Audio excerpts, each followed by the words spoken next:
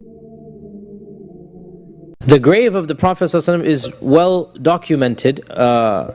Nobody has been inside the actual chambers of Aisha for at least 11 centuries.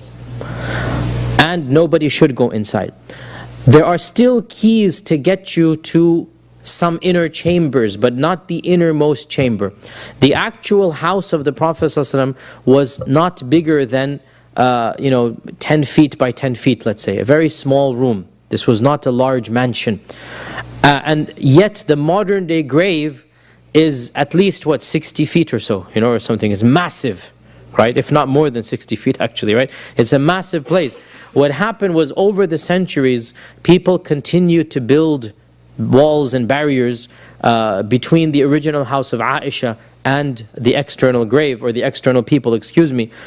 When Abdul Malik, Al-Walid ibn Abdul Malik built the extension, the Tabi'un who were alive did not want the grave to be in the direction of the Qibla, because then you'd be facing the grave when you prostrate.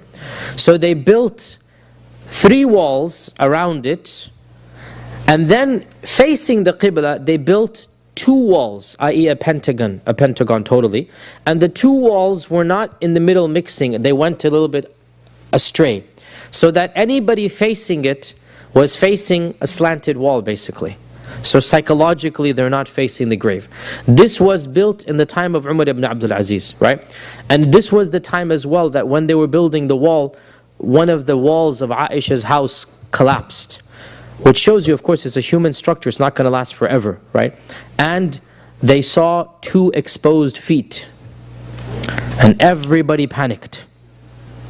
They were completely undecomposed, completely fresh.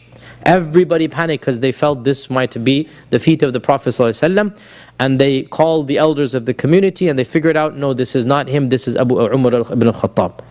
So the wall that was Umar's side fell down, right? So they covered that up with sand, and then they built, as I said, the pentagonal structure. This is in Walid ibn Abdul Malik. Then over the course of the next centuries, the pentagonal structure was then another large room, and then another room, and then an octagonal structure roughly in this 5th century. And then the Ottomans built a grail, a large grail, a massive grail. And then the Saudis came and they put a curtain, and then they built another grail around the curtain. And therefore, if you actually look in, you will firstly not see anything other than what your imagination tells you are seeing, right? But secondly, if you could actually flash, and I have lived there for 10 years, so I know this, I have been there plenty of times, I have seen. If you were actually could see inside, all you would see is a green covering, a cloth, that is covering another grail. There are in fact 2 grails, both built by the Ottomans basically. One of them is an inner, older Ottomans, and others an outer Ottoman. And the Saudis have basically let that stand. And the green dome on top was built by, subhanAllah, the name is in the tip of my tongue, Qalawun, who was the Mamluk Sultan of Egypt in 672 or so Hijrah, right? Around 672 or so, Nasir ibn Qalawun. He was the one who built the green dome. Ironically, the dome was not green when it was built. The dome has gone through at least half a dozen colors, from white to yellow to black to green. Was actually pretty recent in the grand scale of things. I think only 200 years or so ago. Right? And so the dome was not green. Originally it was white. But the dome was added on pretty recently in the grand scale of things, i.e. 600 years ago, not 1,000 years ago.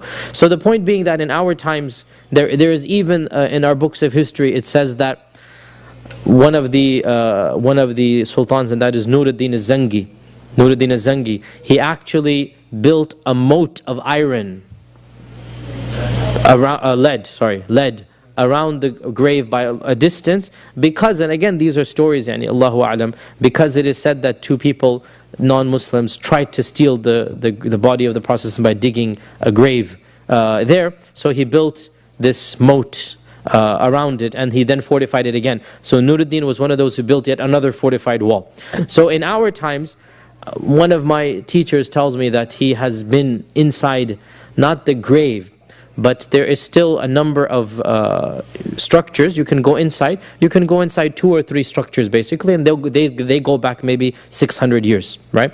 So he has been inside, and he tells me that in fact you have to go down at least 20 feet, which actually makes complete sense for those who know geography and geology, right? Lands go up and down. And so the actual house of the Prophet ﷺ is probably not even in the level that we think it is. It's actually down, right? And throughout all of these centuries, we've just built on top, on top, on top. Allahu A'lam, this is what he told me, that he had to go down staircases and go into, and then they stop. At a certain point, they stop, and they're not allowed to go beyond this point. Wallahu A'lam.